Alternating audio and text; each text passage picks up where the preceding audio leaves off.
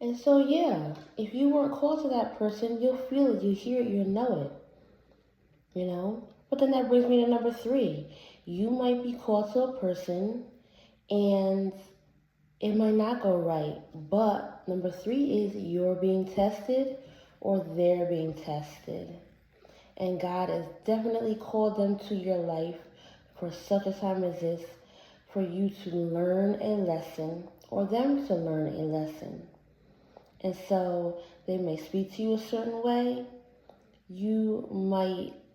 They might say something to you, and your test is now, how are you going to respond?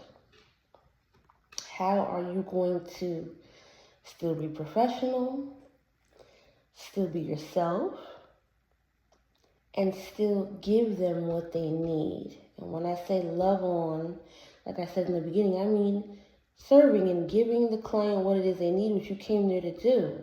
How are you going to do that when they're full of attitude?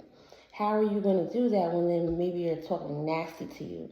How are you going to do that when the person may be in their ego and now they're feeling like they're superior or they're suchy much or, darling, or I don't have the time, or, their money speaks to them or whatever level they're on with their ego. You may be like, well, I'm not feeling you. So I'm not going to work with you. But guess what happens with number three? When you fail, it happens again. And again and again and again until you pass. And so tests that God send you are not tests that, you can keep failing. God wants you to show that He gave what He put in your hand to the right person, that you're going to steward it well, that you're going to be a good disciple over what it is that He gave you. And so He will send you clients and members that, you will absolutely be tested. I had a client who I wrote a book, I chose the cover, it was actually a journal, but I still wrote in it. There were prayers in it and journal entries to help you, to guide you. It was a guided journal. I picked the cover and everything. And then maybe I would say a month in, she had a journal too with the same looking cover. It just had a different girl on the front. The cover looked the same. She named it the same type of journal, a guided journal, everything. Well, down to some of the things that were said on the inside because I shared it with her before I put it out. I shared it with her before I put it out, and I will never, ever trust anyone to do that again. Unless it's like, someone really, really close to me. But I shared the details with her. I even shared with her how to start putting a book together, right? Because that's something that I do as well. Having a publishing company, I teach people how to get started with their book, how to self-publish. And I absolutely gave her a few details, and she absolutely took my book and tried to copy it herself. Was she being lovable in that moment? No. Was I called to her? I was. I was. I knew that from the beginning that I was called to her. And that's why we went forward. And so in that moment, I have to stop and I have to go to God and ask Him, what is the lesson? What are you instructing me? What are you telling me in this instance? Where am I maybe going wrong, going left, or am I doing the right thing? And so God let me know that there will be people that will try to copy your work. And you are to continue to mentor them, continue to be a coach to them. But now you have to have a backbone. And you have to say, I know that you're copying my stuff. I know you're copying my book and my content. It's not professional. I can help you come up with your own ideas. in a different layout. You don't have to copy off of mine. You can say it in a nice, respectful way, but it needs to be said. And that was my lesson, was to be that close to someone and have to tell them, back up. You're wrong. You can't copy my work. I'm not sure whatever gave you that idea, but I apologize if you thought that it was okay at any point by something I did or said.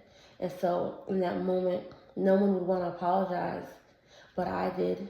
And I do, because I want to take full accountability, because when I do that, I take all my power back.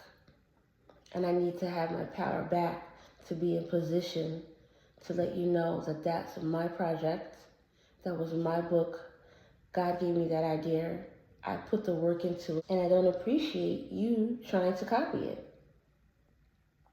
There are ways that you and I can sit down and come up with something that, and the crazy part about it is, we were going to do that. That was part of the coaching.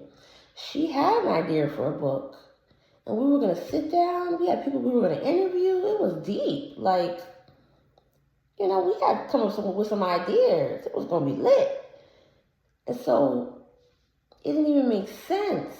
And it wasn't even the only thing she copied off of. There was another course that I had that she took the course and flipped it and tried to make it seem like, oh, I'm making this course for younger people. No. Not only did she take it, flip it, and make it seem like it was a course for teenagers, she actually sold some to some teenagers right in front of my face. So I had to eat that she sold them, because I'm not going to stop her sale, because it's unprofessional. The other person is, getting a service, and I'm, here tussling, talking about some, that ain't your idea. I'm looking crazy in that moment. So we let that be. And then after that, it's like, sis, or ma'am, because you're not sis doing that kind of stuff at all. That's not sis. That's not sis character.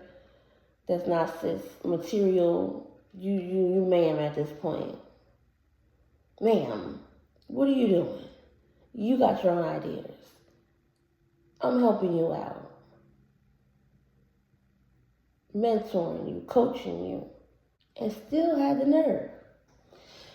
But I was being tested, and I need to pass that test, because I did not want to ever have a client that happen again. So, and that's not to say that it won't happen again. And I pray that it doesn't.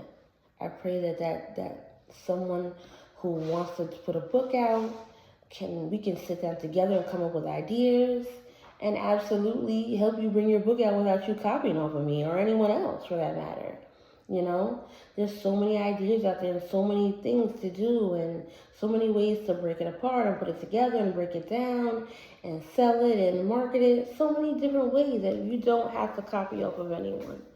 There's a plethora of ideas out there in the world where you don't have to copy.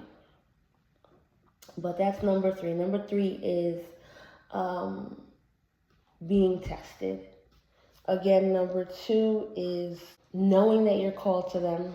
And number 1 is having a heart and a mind posture of servitude, of knowing that you're serving. And that brings us to number 4. And number 4 is leading by example. You have to lead by example. And so even if, like, case in point with your children, if you have any kids, right?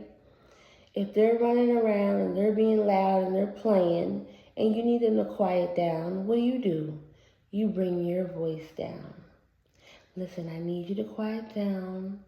I need you to slow it down, stop running around the house. And you show them an example of how they need to sound. And it's the same thing with a client who may not be acting lovable or being lovable in the moment. You can come to them and show them or say to them and set the tone of what it is they need to sound like or look like in that moment. And so leading by example with your clients who aren't lovable is absolutely key. You do need to follow in that leadership role where I'm going to stay positive, I'm going to stay professional,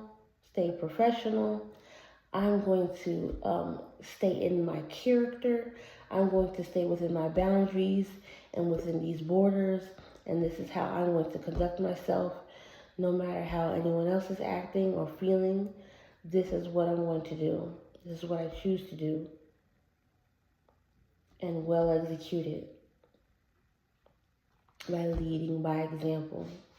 If someone's all rah, rah, rah, rah, you know, you can absolutely bring your volume down or just talk in a respectable manner, you know, letting them know that this is not the type of behavior that I'm going to condone. This is not how we act around here. You could be in your office. You could be at an office. You know, maybe you're renting out a space, or you could be, you know, in a public place, in a restaurant, out with them, you know, whatever the case may be. And things may not take the right turn. And so you have to bring it back in to the correct turn. Bring it back in to the right place. And you do that by leading, taking over and leading in that moment. And not, what they say, matching energy. You don't want to match energy in that moment.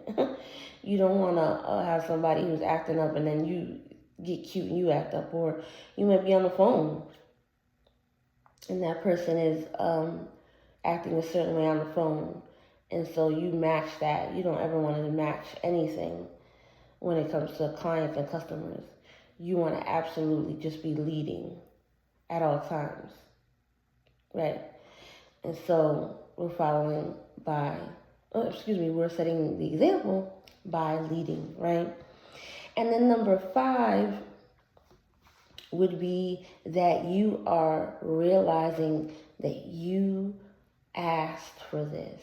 And I know how that sounds, but listen and bear with me for a minute. You asked for this. So when I say that, I mean that you wanted to be that entrepreneur. You wanted to be that stay-at-home mom. Whatever position it is that you have, you wanted it. You chose it. It even chose you, but you had to choose it at one point as well, right? And so with what you wanted comes certain things, comes a certain territory. So you have to realize that with running a business or running a restaurant or running a daycare, you know, or being a personal shopper, whatever it is that you do, whatever it is that you have to realize that there's a certain territory that comes with that position. And so there are going to be spaces and places you're in where you're going to have clients and members and customers that are not always going to be lovable, but you have to know how to still be lovable when they're not. I thank you for joining me. I know you got what you needed, and I can't wait to see you next time. Later. Peace and love.